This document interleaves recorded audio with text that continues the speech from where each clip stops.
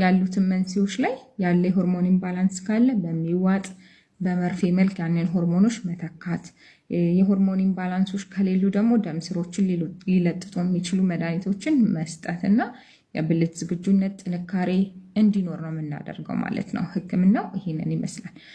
በቤት ውስጥ ምን ማድረግ ትችላላችሁ የሚለው ላይ እናውራ። ለምሳሌ ወንድ ልጅ በቂ እንቅልፍ እንዲተኛ እንመክራለን ማለት ነው። በቂ እንቅልፍ ስንል 8 ሰዓት ያው ጥናት የሚያሳየው ማለት ነው።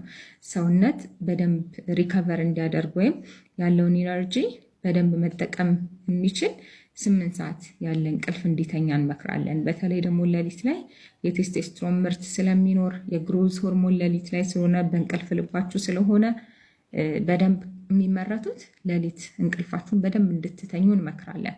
ውሃ በደንብ እንድትጠጡ እንመክራለን። እንቅስቃሴ ስፖርቶችን እንድትሰሩ ከሚመከሩት ሴሌክቲቭ ሴሮቶኒን ሪአፕቴክ ኢንሂቢተር የምንላቸው እነሱም መድኃኒቶች ቤዝዶን የግንኙነት ህይወታችሁ ምንሰጣቸው ናቸው ማለት ነው። ለምሳሌ ቀን በቀን የሚወሰዱ መድኃኒት ይኖራሉ። ቀን በቀን ደግሞ የማይፈልግ ሰው ካለ አስፐርኒድድ ወይም እንደ አስፈላጊነቱ መድኃኒቱን የሚወጡበትን መንገድ እናደርጋለን። መድኃኒቶቹ የተለያየ አይነቶች አሏቸው። የግንኙነት ህይወታችሁን ከ2 እጥፍ እስከ 8 እጥፍ ሊጨምሩ የሚችሉ መድኃኒቶች አሉ። ህክምናውን የምናደርገው በክትትል መልክ ነው ማለት ነው። የመጀመሪያ ወር ላይ ያለውን ለውጦች እናያለን። ቀጣይ ወር ላይ ያለውን ለውጦች እናያለን። ከሱ በተጨማሪ ደግሞ የአመጋገብና የስፖርት እንቅስቃሴዎችን ማድረግ ያስፈልጋል። የተለያዩ ሱስ ያለባቸው የህይወት ልምምዶች ካሉ እነሱን ማቆም ያስፈልጋል ማለት ነው። ወንዶች በግንኙነት ህይወታችሁ እነዚህን 2 ነገሮች ብታውቁ መች ወደ ጤና ተቋም ለህክምና መሄድ እንዳለባችሁ ግልጽ ይሆንላችኋል። የመጀመሪያው ሪፍራክተሪ ፔሪድ የምንለው ነው። ይህ ማለት አንድ ወንድ ልጅ ግንኙነት አድርጎ ከጨረሰ በኋላ ምናልባት ቆይታው የፈጠነ ሊሆን ይችላል፣ ቆይታው ኖርማል ሊሆን ይችላል። ነገር ግን ቀጣይ ግንኙነት ማድረግ ቢፈልግ የብልት ዝግጁነት ከሌለው ይሄ ስንፈተ ወሲብ አይደለም። የአንዳንድ ወንዶች ሪፍራክተሪ ፔሪድ በጣም አነስተኛ የሆነና ግንኙነቱን ቶሎ ለመቀጠል ይችላሉ። የአንዳንድ ወንዶች ደግሞ ሪፍራክተሪ ፔሪድ ረዘም ይልና ቶሎ ለመነሳት ወይም ዝግጁ ለመሆን ይቸገራሉ። ሪፍራክተሪ ፔሪድን እንዴት መቀነስ እንደሚቻል ቪዲዮ ሰራላችኋለሁ። በሁለተኛ ደረጃ ግን ስንፈተ ወሲብ የምንለው ነው። ስንፈተ ወሲብ የምንለው አንድ ወንድ ልጅ ግንኙነት የማድረግ ፍላጎት ኖሮት የብልት መነሳሳት ከሌለ ወይም ደግሞ ብልት መነሳሳት ኖሮ ጥንካሬ ከሌለው ወይም ደግሞ ብልት ጥንካሬ ኖሮት ያን ጥንካሬውን ማስጠበቅ ካልቻለ ስንፈተ ወሲብ አለ እንላለን። ይህ ችግር ለ6 ወር የቆየ ከሆነ መታከም ይኖርበታል። እንዲሁም ደግሞ ወንዶች የሪፍራክተሪ ፔሪዳችሁ ረጅም ሆኖ የመጀመሪያው ግንኙነት ላይ በጣም መፍጠን ካለው እና በግንኙነት ህይወታችሁ ላይ አሉታዊ ተጽዕኖ የሚያመጣ ከሆነ ይህም መታከም ይችላል። ሰላም፣ እንዴት ናችሁ? ዶክተር አዲስ ጸጋ ነኝ። ባለፈው በሰራሁት ቪዲዮ ላይ እንግዲህ የተወሰኑ ሰዎች ግር እንዳላቸው በኮሜንት ሴክሽን ማወቅ ችያለሁ። የብልትን በአንድ ቀን አንድ ጊዜ ብቻ መታጠብ ነው ላይ ማለት ነው። ዲፍረንሶቹን ወይም ልዩነታቸውን ዛሬ ያሳያቸዋለሁ። ሴት ልጅ የውጭኛው የመራቢያ አካል 2 አይነት ፓርት አለው። የውጭና የውስጠኛው የሚባል እዚህ ጋር እንደምታዩት እንግዲህ vulva ይባላል። የውጭኛው አካል ነው። ይህንን በተደጋጋሚ መታጠብ ይቻላል። መጸዳጃ ቤት ገብታችሁ ጨርሱም መታጠብ ይቻላል። ይሄኛው ደግሞ ቫጃይና ይባላል። የውስጠኛው ክፍል ማለት ነው። ይሄንን ነው በቀን አንዴ ታጠቡ የሚባለው። ምክንያቱ ደግሞ ምንድነው? በተፈጥሮ ቫጃይና ወይም ብልት የምንለው አሲዲክ የሆነ ኤንቫይሮንመንት ነው ያለው። ይሄንን አሲዲክ የሆነ ኤንቫይሮንመንት እንዲሆን የሚያደርግልን ደግሞ ላክቶባሲላ የተባለ ባክቴሪያ ነው። በተደጋጋሚ መታጠብ እንዲሁም በሳሙና መታጠብ ይሄ ባክቴሪያ መጠን እንዲቀንስና እንዲጠፋ ያደርጋል። ለዛም ደግሞ ለተደጋጋሚ የሆነ ኢንፌክሽን ሊያጋልጠን ይችላል ማለት ነው። ለዛ ነው በተደጋጋሚ አትታጠቡ፣ በቀን አንድ ጊዜ ብቻ ይበቃል የሚባለው ማለት ነው። አረባሎች ትንሽ እየታገሳችሁ እኔ የብልት ማጥበብ ቀዶ ጥገና ሰርቼ እልካችኋለሁ። እናንተ ደግሞ ያለ ጊዜ ግንኙነት እየጀመራችሁ ስራዬን እያበላሻችሁት ነው። ዛሬ ራሱ 2 አካሚ ያለ ጊዜያቸው ግንኙነት ጀምረው እዛ አካባቢ ቲር መቀደድ ተፈጥሮ መጥተዋል። ስለዚህ በቀዶ ጥገና ብልት የማጥበብ እቅድ ካላችሁ ማወቅ ያለባችሁ ነገር፣ አንደኛ ግንኙነት ይከለክላል። ቢያንስ 2 ወር ከዛም በላይ ቼክአፕ መታችሁ አሁን ይፈቀዳል እስኪባል ድረስ ይከለከላል። ሁለተኛ ደግሞ ንጽህና ይፈልጋል። እዛ አካባቢ ወደ ሰገራ ምናምን ሊነካካ ስለሚችል ንጽህና በጣም ይፈልጋል። በዋነኝነት ደግሞ እዛ አካባቢ ጫና መቀነስ አለባችሁ። ማለትም የረጅም እግር መንገድ፣ ከባድ እቃ ማንሳት፣ ኢቭን ድርቀት የሚያስቸግራችሁ ከሆነ ስቲች ሊያላቅቅብን ይችላል።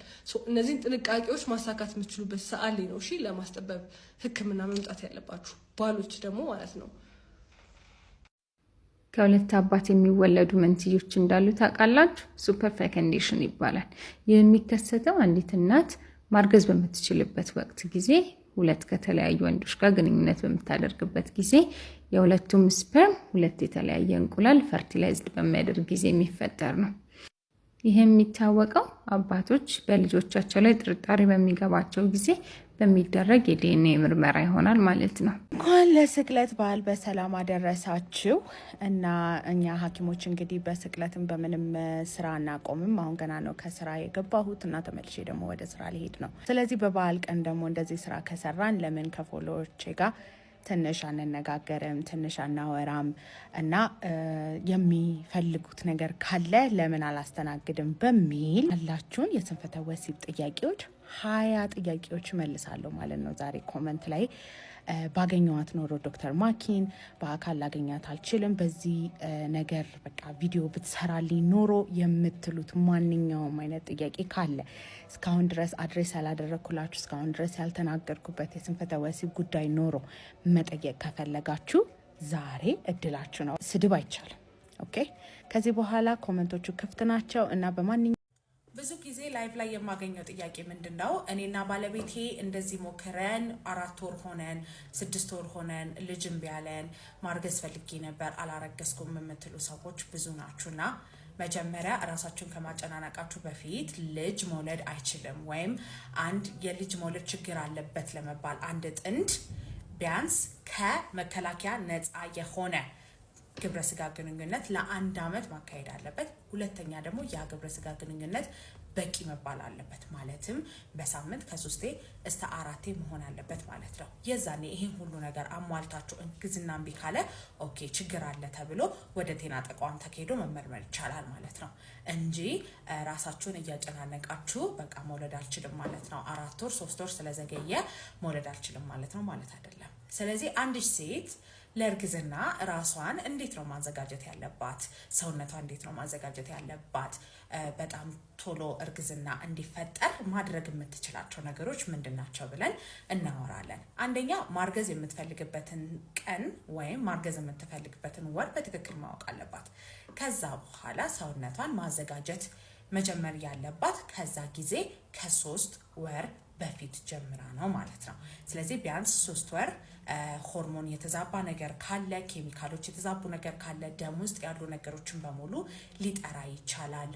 ደም ማነስ ካለባት ሊስተካከል ይቻላል። ሌላ ነገሮች በሙሉ ካሉባት ሊስተካከል ይቻላል ተብሎ ስለሚታሰብ ቢያንስ ከ3 ወር በፊት ፕላን ማድረግ አለባት ማለት ነው። ስለዚህ አሁን መስከረም ወር ላይ ነው አይደል? ስለዚህ መስከረም ወር ላይ ራሷን ማዘጋጀት ያለባት ሴት ቢያንስ ህዳር ታህሳስ ላይ ማርገዝ የምታስብ ሴት ናት ማለት ነው። ስለዚህ ይሄን ያክል ደግሞ ካልን ቀጣይ ደግሞ ምን እያደረገች ነው ማዘጋጀት ያለባት ሰውነቷን ብለን እናውራ። የመጀመሪያ ማንኛውም አይነት የወሊድ መከላከያ ካለ እነሱ ነገሮች ማቋረጥ አለባት። ስለዚህ ኪኒን ካለ ኪኒኑ ወዲያው ከተቋረጠ ማርገዝ ትችላለች። ስለዚህ 3 ወር ቀድሞ ማቋረጥ አያስፈልጋትም። ዲፖ ወይም በየ3 ወሩ የሚወጋው መርፌ ብዙ ጊዜ እርግዝናን ከ12 እስከ 14 ወር ድረስ የማዘግየት ባህሪ ያለው። ስለዚህ አንድ ሴት የመጨረሻ መርፌዋን ከወሰደች በኋላ እስከ 1 ዓመት ድረስ እርግዝና ሊፈጅባት ይችላል። ስለዚህ በአሁኑ ዓመት ማርገዝ ያሰበች ሴት በመርፌ የምትወስደው መከላከያ ከነበራት አምና ነው ማቆም ያለባት ማለት ነው። ሁሉ ሴት ላይ ይፈጠራል ማለት ሳይሆን አብዛኛው ጊዜ በመርፌ የሚወሰደው መከላከያ እርግዝናን የማዘግየት ባህሪ ያለው። ስለዚህ እነሱ ነገሮች ካላችሁ እሱ ነገር ወደ ሌላ አይነት እርግዝና መከላከያ እንድትቀይሩ ማለት ነው።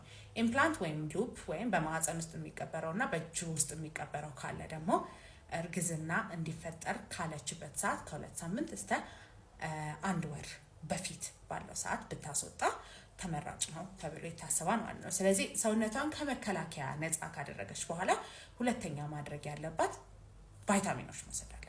ስለዚህ እነዚህ ፕሪናታል ቫይታሚንስ ተብሎ በየቦታው የሚሸጡ ናቸው። እነዚህ ፕሪናታል ቫይታሚኖች ለእርግዝና ሊያስፈልጋት ይችላሉ ተብሎ የሚታሰቡትን ቫይታሚንና ንጥረ ነገሮች ይሰጧታል አንድ ሴት። አይረን፣ ቫይታሚን B12፣ ፎሊክ አሲድ፣ ቫይታሚን ዲ እና ሌሎች ነገሮች በሙሉ ይሰጣታል ማለት ነው። ስለዚህ ይሄንን ነገር ከ3 ወር በፊት እርግዝና ካሰበችበት ወር ከ3 ወር በፊት መጀመር አለባት ማለት ነው። ከዛ በኋላ ደግሞ ወደ ጋይናኮሎጂስቷ ሄዳ ማንኛውም አይነት ሆርሞናል ኢምባላንስ እና ይሄ ሚኒራል፣ ካልሲየም፣ ሌላ ንጥረ ነገሮች ያነሷትን በሙሉ ሙሉ ቼክአፕ መደረግ አለባት ማለት ነው። ስለዚህ ሆርሞኗ ቼክ መደረግ አለባት፣ ንጥረ ነገሮቿ ቼክ መደረግ አለባት እና እነሱ አይነት ነገሮች ከተዛቡ ለሱ ሰፕሊመንት ተሰጥቶ ሕክምና መደረግ አለበት። ለሱ ከ3 ወር በፊት ነው ማድረግ ያለባት ቼክአፕን ማለት ነው። አራተኛ የአካል ብቃት እንቅስቃሴ መጀመር አለባት። ስለዚህ የአካል ብቃት እንቅስቃሴ ጠዋት 30 ደቂቃ እስከ 1 ሰዓት ድረስ በጣም የመሮጥ ወይም ደረጃ የመውጣት በደንብ አድርጎ የሚያስተነፍስ አይነት እንቅስቃሴ መሆን አለበት። ከዛ በኋላ ደግሞ ቢያንስ በሳምንት 5 ቀን መሆን አለበት። ስለዚህ የአካል ብቃት እንቅስቃሴ መጀመር አለባት። ስትረስ የሚባል ነገር አቮይድ ማድረግ አለባት፣ መጨናነቅ። ስለዚህ አላረግዝኩም ብላ ጭንቀቱ እራሱ እርግዝናን ፕሪቨንት ሊያደርግባት ይችላል። ስለዚህ እርግዝና አላረግዝኩም ምናምን ብሎ ወይም በሌላ በስራ በቤተሰብ በሌሎች ምክንያቶች ያሉበትን ጭንቀት በቶታሊ ማቋረጥ አለበት ወይም መቀነስ አለባት። ሶስተኛ ነገር ደግሞ እንቅልፍ በበቂ ሁኔታ መተኛት አለባት።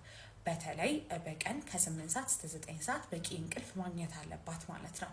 አራተኛ ደግሞ ምግቧ መስተካከል አለበት። ብዙ ጊዜ ቫይታሚን እና ሚኒራል የበዛበት ምግብ፣ ቀይ ስጋ፣ አሳ፣ ወተት፣ እንቁላል ምናምን ነገሮችን እየበላች ጃንክ ፉድ የምንለው እና በተለይ ደግሞ ፕሮሰስድ የሆኑ ካርቦች፣ ብስኩቶች፣ ኩኪሶች ምናምን መቆም አለባቸው። በርገር፣ ፒዛ ምናምን እንደዚህ አይነት ነገሮችን ማቆም አለባት እና ከምንም ነገር በላይ ደግሞ ውሃ በደንብ መጠጣት አለባት። በጣም ሃይድሬት መደረግ አለባት። ቢካዝ እንትኖችን ያስተካክላል ማለት ነው። ከዛ በኋላ ደግሞ ማድረግ ያለባት ነገር ምንድነው? ፔሬዷ የሚመጣበትንና ኦፕቲመም የተባለ ለግብረ ስጋ ግንኙነት ለማርገዝ ሃይስት ቻንሷን ፔሪዶን ካልኩሌት አድርጋ ማወቅ አለባት። ስለዚህ ወደ ፓርት 2 ሂዱና የፔሪድ ካልኩሌሽናችን ነግራቸዋለሁ።